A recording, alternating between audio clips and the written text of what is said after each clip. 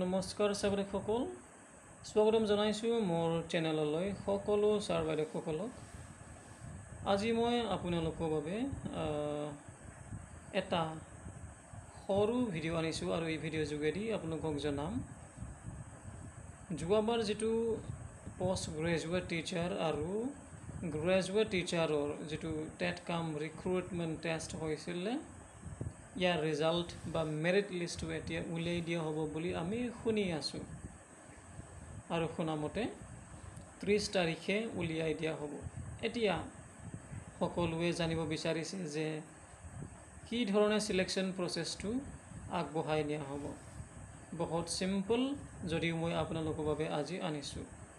চাওক, আপোনালোকৰ যিটো 30 তাৰিখে ওলাবলৈ গৈ আছে মেৰিট লিষ্ট, এই লিষ্টত এটা কথাটো মই জনাওঁ যে যিবিলাকৰ নাম আহিছে তেওঁলোকৰ চাকৰি হোৱাটো 100% চিয়'ৰ, যদিহে ডকুমেণ্ট ভেৰিফিকেশ্যনত একো খেলি মেলি নহয় দেই। কাৰণ এইটো চাওক, এটা পোষ্টৰ এগেইনষ্টত অকল এজনহে বা এগৰাকীহে মতা হ'ব। কথাটো সেইটো। ধৰি লওক আপোনাৰ 30 তাৰিখে নাম ওলালে, এটা পোষ্টৰ এগেইনষ্টত আপুনি যাব লাগিব ডকুমেণ্ট ভেৰিফিকেশ্যনৰ বাবে। কথাটো সেইটো। তাৰপিছত ইয়াত যদি আপোনালোকে চাইছে, গম পোৱা যাব যে তেওঁলোকক মানে আপোনালোকক আৰু এডমিট কাৰ্ড দিয়া হ'ব, মানে ডকুমেণ্ট ভেৰিফিকেশ্যনৰ বাবে এডমিট কাৰ্ড। তাৰমানে সেইটো যে আপোনালোকে তাত ডকুমেণ্ট ভেৰিফিকেশ্যনৰ বাবে যাব পাৰিব আৰু কথাটো সেইটো। এডমিট কাৰ্ড কি ধৰণে দিব সেইটো আপোনালোকে পিছত গম পাব, মানে যেতিয়া ওলাব, যেতিয়া লিষ্টটো ওলাব, মেৰিট লিষ্ট। গতিকে ডকুমেণ্ট ভেৰিফিকেশ্যনৰ বাবে আপোনালোকক প্ৰথমতে ইয়াত কোৱা মতে এডমিট কাৰ্ডটো দিব। তাৰপিছত আপোনালোকে প্ৰথমতে যিটো PGT তেওঁলোকৰ হ'ব ডকুমেণ্ট ভেৰিফিকেশ্যন, তাৰপিছত হ'ব গ্ৰেজুৱেট টিচাৰবোৰৰ মানে GT-বোৰৰ আৰু ক'বলৈ গ'লে।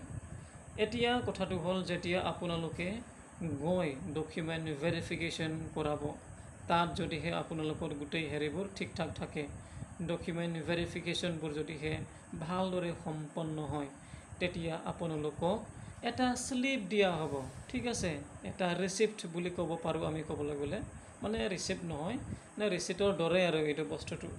ইয়াত লিখা হ'ব যে চিলেক্টেড বুলি, মানে চিলেক্টেড ফৰ এপইণ্টমেণ্ট, তাৰমানে এপইণ্টমেণ্টৰ বাবে চিলেক্ট কৰা হ'ল সেইটো কথাটো। আৰু যদিহে ৰিজেক্ট কৰা হৈছে তেতিয়াহ'লে ৰিজেক্টেড ফৰ এপইণ্টমেণ্ট বুলি লিখা থাকিব। এই কথাটো ইয়াত ক্লিয়াৰলি মেনশ্যন কৰি দিছে। ঠিক আছে, এনেকুৱা মানে হ'ব। এইটো এটা মিটিং পাতিছিলে আমাৰ মাননীয় মুখ্যমন্ত্ৰীয়ে, গতিকে তাতে এই কথাটো মানে পতা হৈছে আৰু ডিচিশ্যনটো লোৱা হৈছে। তাৰপিছত আমি তলত অলপমান যাওঁ। ঠিক আছে, তাত আমি অলপমান চাওঁ ইয়াত কি কি লিখিছে। যদিহে এইটো ওপৰত যিটো আছে ন, সেইটোতো ক'লোৱেই, সকলোৱে গম পালে 1:1, মানে এটা পোষ্টৰ এগেইনষ্টত এজনে মতা হ'ব।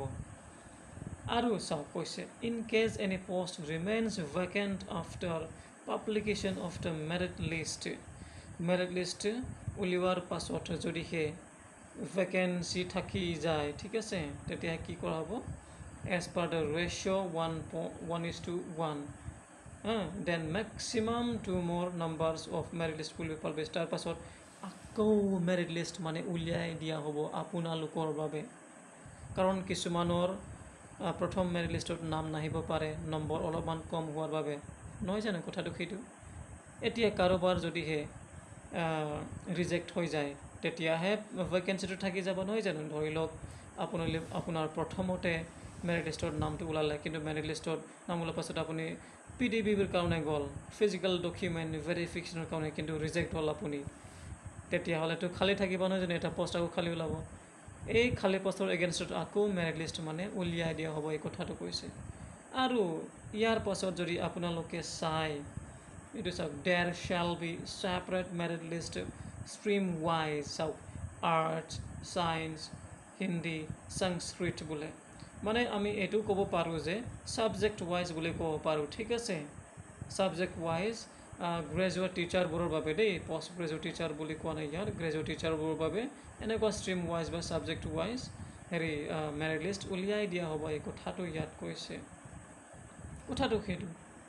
তাৰপিছত চাওঁচোন আৰু কি লিখিছে prepared in the manner of proposed bill' merit লিষ্টটো মানে তলত লিখা মতে মানে উলিয়াই দিয়া হ'ব এই কথাটো ইয়াত কৈছে the mark secured that come recruitment test by the candidates of the particular stream for instance science stream shall be filtered out of the main list into a separate merit list of the science stream মানে এইটো যে নাজানিলেও মানে নক'লেও হ'লেহেঁতেন চাগে অথনি যে ওপৰত কৈলোঁ আমাৰ 3টা ষ্ট্ৰীম থাকে আৰ্টছ ছায়েন্স আৰু কমাৰ্চ নহয় জানো গতিকে চাওক আৰ্টছৰ বেলেগ হ'ব ছায়েন্সৰ বেলেগ হ'ব কমাৰ্চৰ বেলেগ হ'ব এই কথাটো সেইটো কোৱা হৈছে মানে similar process shall be adopted for all other streams মানে বেলেগ যদি ষ্ট্ৰীম আছে যেনে কমাৰ্চ আছে সেইবোৰ মানে অলপ বেলেগ ধৰণে মানে যেনেকৈ আৰ্টছ আৰু ছায়েন্সটো ছেপাৰেট হৈছে ঠিক তেনেকৈ কমাৰ্চবোৰো বা বেলেগ আৰু যদি ষ্ট্ৰীম আছে সেইবোৰো ছেপাৰেটলি মানে মেৰিট লিষ্ট উলিয়াই দিয়া হ'ব বুলি এই কথাটো কোৱা হৈছে গতিকে